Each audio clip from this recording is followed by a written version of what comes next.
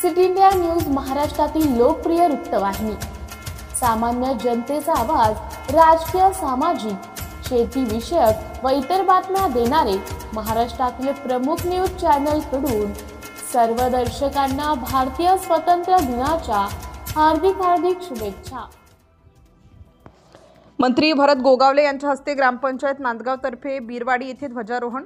आज संपूर्ण देशभर 79वा स्वातंत्र्य दिवस मोठ्या उत्साहात साजरा होत असून महाराष्ट्र राज्याचे रोजगार हमी, फलोत्पादन, खारभूमी विकास मंत्री नामदार भरत गोगावले यांच्या हस्ते महाडमधील ग्रामपंचायत नडगाव तर्फे बीरवाडी येथे प्रमुख अतिथी म्हणून उपस्थित राहत देशाचा 79वा स्वातंत्र्य ध्वजारोहण साजरा करण्यात आला। अतिशय आनंद आयुक्त वातावरणात हा स्वातंत्र्य दिवस साजरा करण्यात आला। यावेळी ग्रामपंचायतीच्या सरपंच मालती पवार, ज्येष्ठ समाजसेवक राजेश देशमुख, ग्रामपंचायतीचे ग्रामाधिकारी, उपसरपंच, सदस्य, पोलीस प्रशासनाचे अधिकारी, ग्रामपंचायत कर्मचारी तसेच जिल्हा परिषद प्राथमिक शाळा जळगाव तर्फे बीरवाडी गावचे विद्यार्थी आणि शिक्षक वृंद मोठ्या संख्येने उपस्थित होते। नामदार भरत गोगावले यांनी यावेळी छोटेखानी मार्गदर्शन देखील केले।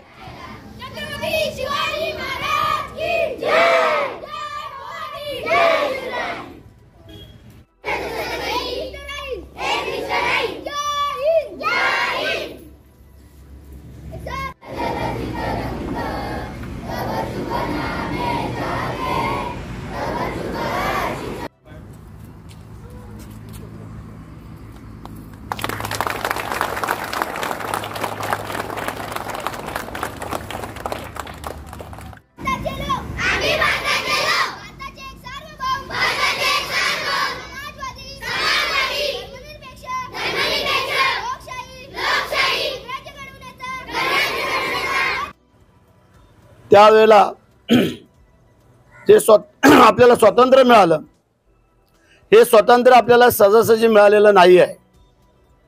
त्यामध्ये अनेक लोकांना हुतात्मा पत्करावं लागलं, बलिदान द्यावं लागलं।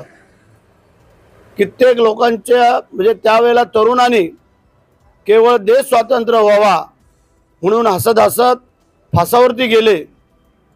त्यामध्ये जर पाहिलं तर चापेकर बंधूंचं उदाहरण घ्यावं लागल। एक नाही, दोन नाही, तीन भाऊ फासावरती गेले। तेव्हा त्यांच्या मातेला विचारलं गेलं, आई आता काय? तेव्हा तिने काय बोलावं? एखाद्या मातेने दुःख व्यक्त केलं असतं, पण ती बोलली मी कमनशिबी आहे की मला आणखीन एक मुलगा जरी असता, चौथा, तरी तोही या देशाच्या साठी मी अर्पण केला असता। आज आमच्या माता जर काही एखादं कुठचं आंदोलन करायचं झालं, काय झालं तर बोलतात तू पुढे जाऊ नकोस, तुझ्यावर केस होईल, पोलीस पकडतील। आणि त्यावेळेला ज्या मातेने आपले तीन मुलं ह्या देशासाठी अर्पण केली, त्या मातेलाही सलाम करतो। म्हणजे आज आपण सगळे भाग्यवंत आहोत। जर त्यावेळेला जर आपण पाहिलं देश स्वतंत्र होण्याच्या अगोदरची स्थिती, परिस्थिती, या इंग्रजांनी आपल्याला नको नको करून ठेवलं होतं।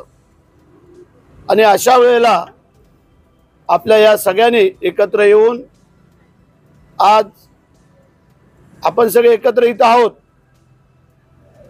परंतु त्यावेळची परिस्थिती थोडी जरी आपण डोळ्यासमोर आणली, आपण इतिहास वाचतो, इतिहासामध्ये आपण पाहिलं सगळं। राजे शिवाजी